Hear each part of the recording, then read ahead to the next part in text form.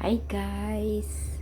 For tonight, magluluto po tayo ng pork adobo. Yan po ang mga ingredients niya. So, pinapainit po natin yung kawali, ay yung frying pan. Tapos ilagay na po natin. Yan. Kuminit na guys. Sobrang mainit na pala guys.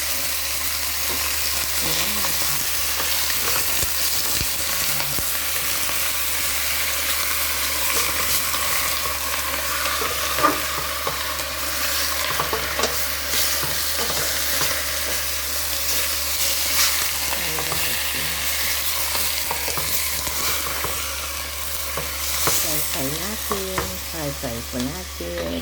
Kasi yan po guys ang mga ingredients niya. Bawang, sibuyas, patatas, adobo. Kung walang patatas, okay lang din po. Okay po.